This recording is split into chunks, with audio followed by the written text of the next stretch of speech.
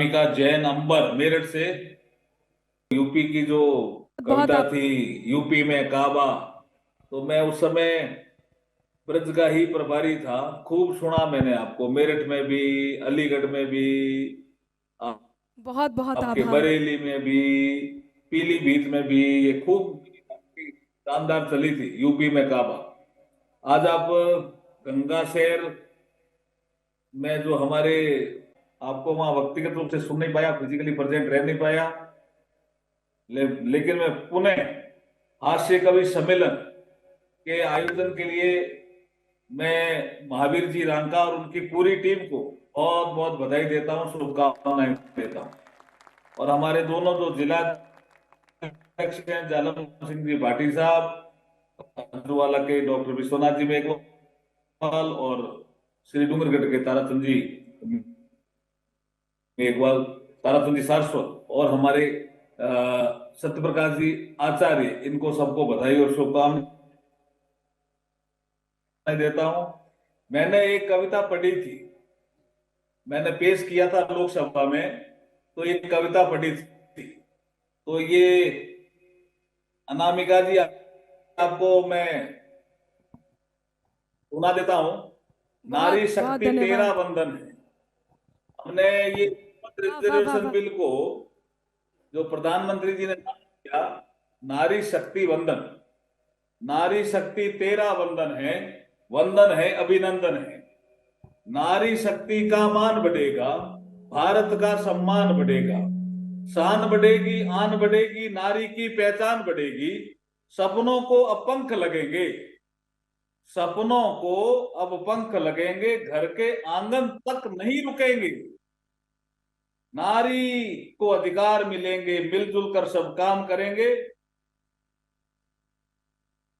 देश हमारा विकसित होगा, देश हमारा विकसित होगा, दुनिया का नेतृत्व करेगा। यही एक कल्पना और एक विजन दिया प्रधानमंत्री मोदी जी ने, कि देश हमारा विकसित होगा, दुनिया का नेतृत्व करेगा। जन जन अब जयगान कर रहा है, नारी शक्ति तेरा वंदन है, वंदन है अभिनंदन है। ये मैंने लोकसभा में, जब ये वुमेन रिजर्वेशन बिल, जिसको हम नारी शक्ति वंदन अधिनियम कहते हैं, इसको पेश करते समय हमने पढ़ा था। आपकी मैं कविता सुन रहा था, आपने कुछ 370 का भी जिक्र किया।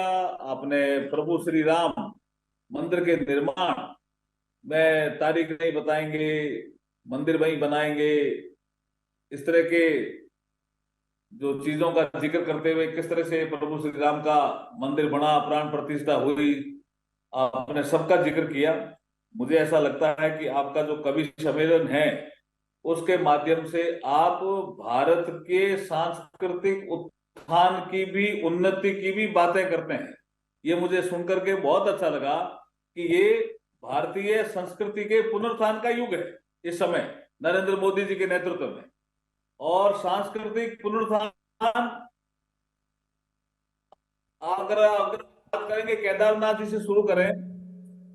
केदारनाथ जी का विकास हुआ, बद्रीनाथ जी का विकास हुआ, सोमनाथ जी का विकास हुआ, और काशी भव्य बना, उज्जैन में कॉरिडोर बना, रामेश्वरम में विकास हुआ, और अभी अयोध्या में प्रभु श्री राम की मूर्ति की प्राण प्रतिष्ठा हुई, रामलला की प्राण प्रतिष्ठा हुई। ये ऐसे कुछ पड़ाव हैं जो इतिहास में हमेशा ही याद किए जाएंगे, नरेंद्र मोदी जी के कालखंड के। तो मैं उन्हें आपको बधाई देता हूं और शुभकामनाएं देता हूं। ये विकास का रथ दौड़ा जब मां करणी की कृपा हुई। ये हमारा बीकानेर जो है, मां करणी की कृपा से स्थापित हुआ था, करणी माता ने इसकी नींव रखी थी। ये विकास का रथ दौड़ा जब मां करणी की कृपा हुई, दिन दूनी और रात चौगनी, ऊंचाई भी खूब हुई। बीकानेर बढ़ा भी है, सोलर के सेक्टर में, रेलवे के सेक्टर में तेजी से बढ़ा है। आप रोड कनेक्टिविटी, रेल कनेक्टिविटी तेजी से देख, ट्रेनों, सड़कों और किसानों का भी रोज विकास हुआ, और आपका ये बेटा हर एक परीक्षा पास हुआ। ये बीकानेर की जनता के कारण ये संभव हो पाया।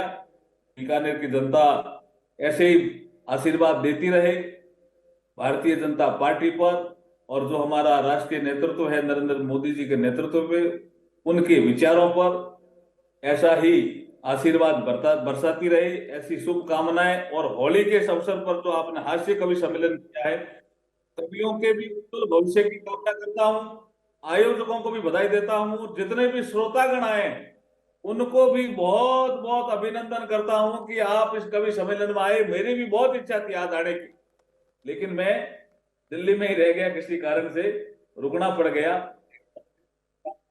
बहुत बहुत बधाई और शुभकामनाएं आपको, इस कवि सम्मेलन को जारी रखें। बहुत बहुत धन्यवाद, शुभकामनाएं। बहुत बहुत आभार, बहुत धन्यवाद आपका।